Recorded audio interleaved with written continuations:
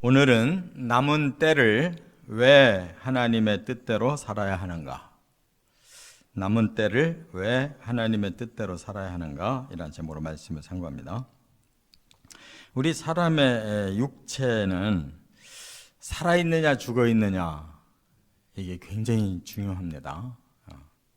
살아있는 것과 죽은 것이 너무나도 큰 차이가 있어요. 그런데 그것보다 더 중요한 건 영혼이에요. 그렇잖아요? 우리 사람이 사느냐 죽느냐, 이 몸이 사느냐 죽느냐도 중요한 문제지만 더 중요한 거는 영혼이 어떻게 돼야 되느냐가 중요하거든요. 근데 영혼은 사실은 육체처럼 살고 죽는 게 아니에요. 영혼이 살아있는데 영혼이 형벌받느냐, 영혼이 축복받느냐, 이제 이것이 영혼에게 중요해요. 그렇기 때문에 영혼이 축복을 받으려면 육체가 다시 살아나서 영혼 몸이 완전해져서 천국에 들어가는 거예요. 그러나 영혼이 잘못돼서 형벌을 받게 되면 육체가 살아나서 영혼 몸이 지옥에서 형벌 받는 거예요. 그러니까 우리 육체는 이 땅에서만 역할을 할 수가 있지만 이제 우리의 영혼은 그대로 살아서 계속 하나님의 낙원에 들어가든지 음부에 들어가서 계속 살아 있어요. 그런데 그 결판이 이 땅에서 나는 거예요. 우리 육체가 살아있는 동안에 나는 거예요. 그래서 육체가 중요해요. 육체가 살아있는 동안에 우리의 영혼이 구원받아야지 죽은 다음에 구원 없습니다. 제가 왜 이 말을 강조하느냐면 오늘 본문과 어제 본문 중에 난해구절이 있기 때문에 그래요. 이 난해구절을 잘 해석해야지 잘못하면은 엉뚱한 해석이 돼가지고 하나님의 구원 원리를 완전히 헝클어 놓을 수가 있어요. 그래서 분명히 구원의 기회는 육체가 살아있는 동안만이에요. 그는 어디에 말씀을 가지고도 이거는 그렇게 해석하면 안 된다는 거예요. 그래서 남은 때 왜 남은 때를 중요하게 여기느냐? 남은 때를 하나님의 뜻대로 살게 하려 함이라고 지금 베드로가 이 대목에서 가장 강조하는 게 남은 때예요. 이 남은 때가 뭐가 남은 거예요? 우리 육체가 살아있는 그 기간, 그게 기회라는 거예요. 그래서 오늘 말씀 잘 들으시고 정말 구원이 어떤 것인가를 제대로 깨달으셔야 돼요. 자, 남은 때 왜 하나님 뜻대로 살아야 되느냐? 첫째 이유는 1절과 2절에 보면 예수님의 고난이 죄를 그치게 해주셨기 때문이다 그랬어요. 여기 보면 1절에 그리스도께서 이미 육체의 고난을 받으셨으니 너희도 같은 마음으로 갑옷을 입으라. 이는 육체의 고난을 받은 자는 죄를 그쳤음이니 그랬어요. 그러면 예수님이 이미 육체의 고난을 받으셨다는 말이 뭐예요? 예수님은 이 땅에 영광 받으러 오신 게 아니고 고난 받으러 오셨는데 고난의 그 의미가 뭐냐면 죄값을 치르기 위해서예요. 죄값. 고난은 죄값인 것입니다. 우리가 이 땅에서 이렇게 살기가 힘든 게 죄값이에요. 죄가 없다면 이렇게 살기가 힘들 수가 없는 거예요. 코로나도 없어요. 아프고 늙고 죽고 이런 거 없어요. 이게 다 죄값이에요. 그런데 왜 예수님이 우리의 죄값을 위해서 고난 받으셔야 되냐면 우리 육체만이 아니라 영혼까지도, 영혼은 형벌을 받기 때문에 우리 죄값을 해결하지 않고는 구원 못 받기 때문에 그래요. 그래서 고난을 받으셨다는 거예요. 그리고 그 밑에 육체의 고난을 받은 자는 죄를 그친다라는 말도 이게 우리 사람에게 적용되는 게 아니에요. 우리가 실컷 고생했다고 죄 안 져요?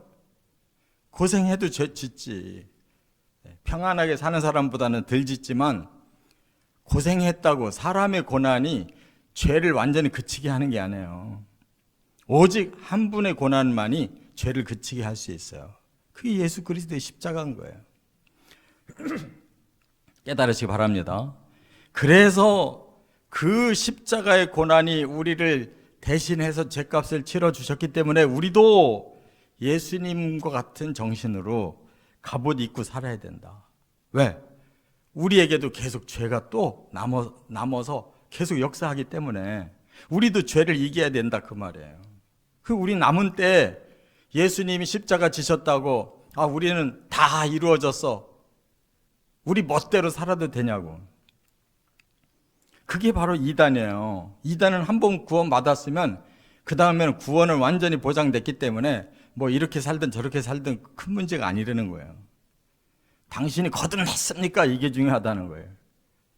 죄 아무리 거듭났어도 그 다음에 죄성에 우리가 사로잡혀서 죄짓고 타락하면 거듭났다가도 죽는 거예요. 그렇기 때문에 갑옷 입으라고 말씀한 거예요. 그래서 우리가 죄를 그치게 한 것은 과거예요. 우리의 지나간 죄는 이제 다시 하나님 묻지 않아요. 그러나 우리의 현재, 우리가 죄성을 아직 가지고 살고 있는데 이것을 우리가 놓쳐버리면 우리는 계속 죄를 짓게 되는 거예요. 그렇기 때문에 그리스도의 십자가를 본받아 살아가라는 거예요. 예수님이 마태복음에도 다시 분명히 말씀드리지만 너희가 나를 따르려면 자기 부인해야 된다. 너희들의 죄성을 죽이지 않고는 안 되는 거야. 그리고 나처럼 그 십자가의 길을 가야 되는 거야. 그게 바로 신앙생활이라는 거예요. 이 세상에 뭐 좋다는 거 지멋대로 다 누리고 그리고 천국도 따놓은 당상처럼 이렇게 생각하는 것이 미신이에요. 예수님의 십자가를 왜 오죽했으면 지셨겠냐고. 그래서 우리도 십자가 정신으로 살지 않으면 안 되는 거예요. 내 자신을 부인하라는 건 나의 존재가 부인되는 게 아니에요. 내 속에 있는 육의 그 악한 욕망이, 옛 자아를 내가 계속 쳐내야 되는 거예요. 그리고 예수님처럼 바로 죄짓지 않기 위하여 우리는 십자가의 정신으로 살아가는 것이다 그 말이에요. 그렇기 때문에 사람의 정욕을 따르지 않고 하나님의 뜻을 따라 육체의 남은 때를 살게 하려 하심이라 그랬잖아요. 이게 바로 똑같은 얘기잖아요. 정욕을 따르지 않고 우리는 그대로 정욕이 남아 있어요. 이걸 따르게 되면은 안 되는 거예요. 그래서 바로 이걸 부인하고 우리 자신이 십자가를 지듯이 그렇게 나를 죽이고 하나님의 뜻 앞에 복종하는, 그게 다 우리들의 십자가라는 말이에요. 예수님만 십자가 지는 게 아니에요. 그래야 우리의 죄를 그치게 할 수가 있다는 거예요. 그래서 예수님처럼 우리도 똑같은 십자가의 갑옷 입으시기를 바랍니다. 여기에 열애가 없어요. 두 번째, 3절부터 5절까지는 하나님의 심판을 받아야 하기 때문이라는 거예요. 다 살고 나서 하나님의 심판 때 꼭 서야 돼요. 그거는 믿는 사람이나 안 믿는 사람이나 다 똑같아요. 하나님 앞에 서야 돼요. 그래서 예수님도 왼편에 있는 자, 오른편에 있는 자라고 그랬는데, 오른편에 있는 자는 하나님이 예비해 놓으신 영원한 나라에 구원을 받으라고 했는데 그 사람들도 그 판단을 받고 들어간 거지 무사 통과한 게 아니라는 말이에요. 심판 때에는 모두가 서는 거예요. 무죄냐 유죄냐는 심판의 때에 앉으신 주님이 결정하시는 거예요. 그러면 거기에 섰을 때 어떻게 되겠어요? 죄가 해결돼야 서는 거지. 여기 뭐라고 그래서 이방인의 때에 그랬는데, 이방인의 때가 뭐냐면 우리가 옛사람일 때, 예수 믿고 죄 해결하기 이전에 그 살던 때의 정욕, 그것이 우리가 계속 남아있으면 안 돼요. 그렇기 때문에 예전에 안 믿을 때 함께 하던 사람들이 자기들은 계속 죄를 지면서 예수 믿더니 왜 너는 그렇게 안 하냐, 너 참 이상한 놈이다, 왜 세상을 이따위로 사냐 하고 비방한다 할지라도 우리는 용서받은, 하나님 앞에 그 과거의 죄를 용서받은 이제 성도로서 이제는 그 죄를 반복하면 안 된다는 거예요. 그래서 하나님의 심판대를 통과해야지, 하나님의 심판대에 걸려들면 아무 소용없다는 거예요. 그래서 지나간 때로 족하도다 그랬어요. 지나간 과거로서 끝을 맺어야 된다. 반드시 거기서 끝나야 된다. 그 뜻이에요. 족하다라는 말은 만족이라는 게 아니에요. 거기서 끝나는 것이다. 우리의 과거의 삶은 단절해야 된다. 그 말이에요. 그러면서 여기서 그 죄성을 지금 5가지로 얘기했는데, 6가지로 얘기했는데, 3종류가 있어요. 죄성은. 우리 정욕이라고 하는 거. 제일 앞에 2개, 음란과 정욕. 그랬는데 이거는 성욕을 말해요. 음란이라는 건 외적으로 드러난 거예요. 음란한 생활을 한다는 뜻이에요. 정욕이라는 건 마음에 품고 있다는 거예요. 그러니까 소극적이든 적극적이든 이러한 성의 쾌락에 사람들은 사로잡혀 있어요. 2번째가 쾌락욕이에요. 술 취함, 방탕, 향락이라고 그랬어요. 술 취한다는 것은 내 이성을 마비시키는 그런 중독성을 자꾸 받아들이고 싶어 해요. 술만 취하는 게 아니에요. 도박도 취하고, 게임도 취하고, 오락도 취하고, 뭐 별별 취하는 게 많아요. 중독이 많아요. 그러면 사람이 방탕하게 돼요. 술에 취한 사람은 떠들고 싸우고 막 지멋대로 완전히 난장판을 일으켜. 그게 방탕해. 또 향락이라는 건 뭐예요? 계속 부어라 마셔라, 부어라 마셔라.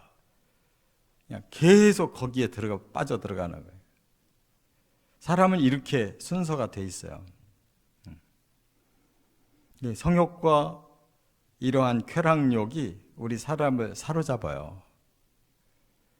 그것을 행복이라고 생각하고 그것이 우리들의 즐거움이라고 생각해. 그런데 잠깐의 쾌락이 그 뒤안길에는 엄청난 해악이 생기는 거라는 것을 사람들이 생각 못해요.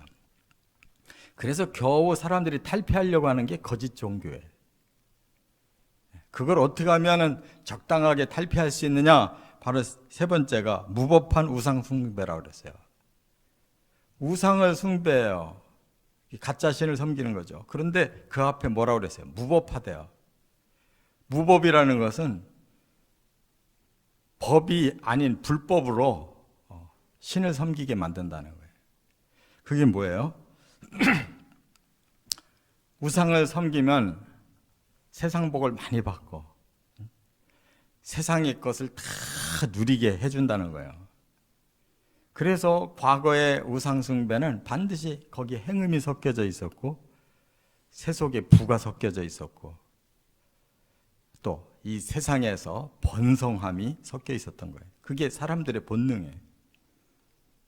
자기 휘하에 많은 것을 거느리고 싶어 하는 거예요.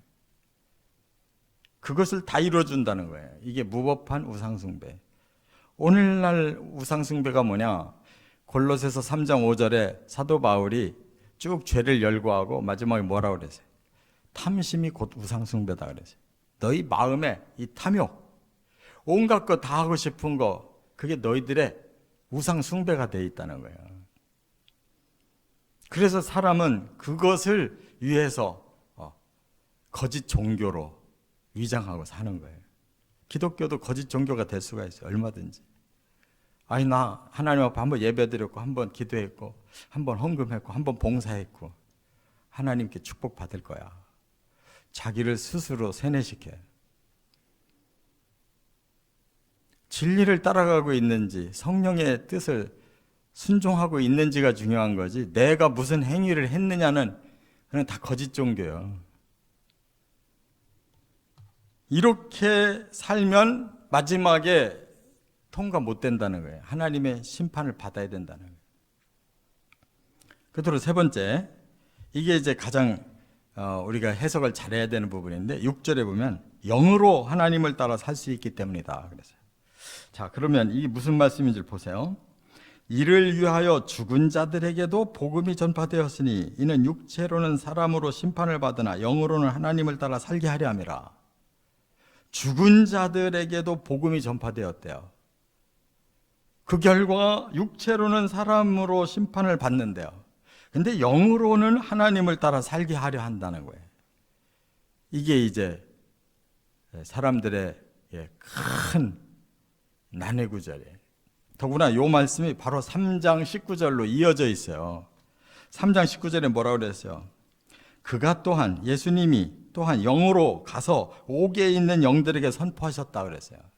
근데 옥에 있는 영들을 그 다음 20절에 뭐라고 했냐면 노아 시대에 그렇게 하나님 말씀 듣고 방주에 들어가면 산다고 했는데도 끝까지 거역했다가 홍수에 그 심판에 멸망당한 영혼들이라는 거예요.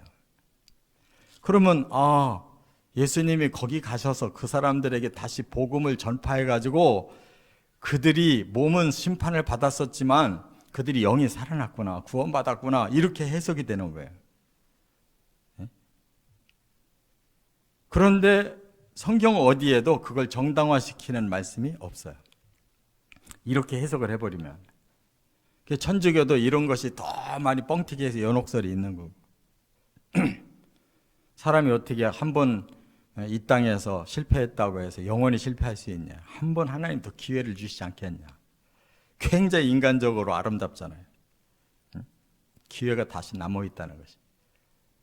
근데 그거는 하나님이 주시는 복음이 아니에요. 하나님은 우리가 육체가 살아있는 동안에, 우리가 얼마든지 이성이 살아있는 동안에 우리가 결단하는 거예요. 우리가 받아들이는 거예요.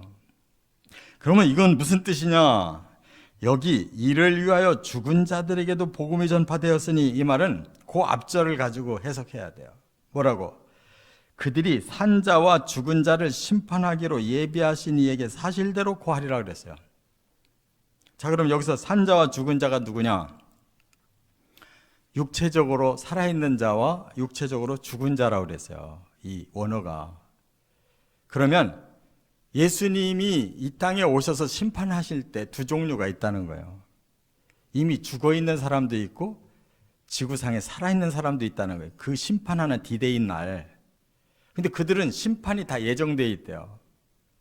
그러니까 어떻게 살았든지 모든 인류는 다 하나님 앞에 서는 거예요. 이미 죽어있든지 살아있든지 다 서는 거예요.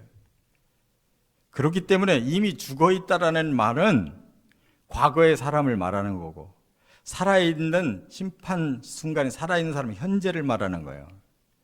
그러면 여기 6절에 있는 이를 위하여 죽은 자들에게도 복음이 전파되었으니라는 말은 과거의 사람이에요.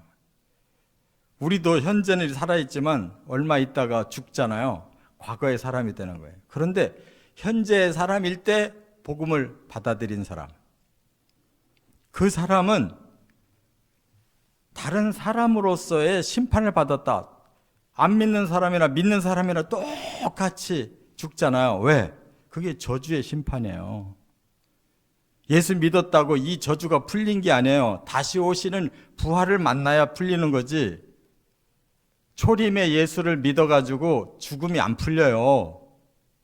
그렇기 때문에 똑같은 사람으로서의 심판은 믿으나 안 믿으나 똑같이 받는 거예요. 그런데 우리의 영혼이 구원을 받았기 때문에 우리 몸은 죽어서 사라지지만 우리의 영혼은 낙원에 가서 하나님을 따라 살고 있는 거예요. 깨달으시기 바랍니다. 그렇기 때문에 중요한 건 뭐냐? 육체를 가진 이 땅에서 예수를 통해 구원받는 것이 중요하고, 그 다음에 안 믿는 사람들과 똑같이 우리는 죽지만 그들은 저 음부에 가서 고통을 시작했지만 우리는 낙원에 가서 영생을 시작하고 있는 거예요. 하나님을 따라서라는, 하나님과 함께. 원어를 더 잘 쳐다보셔야 돼요.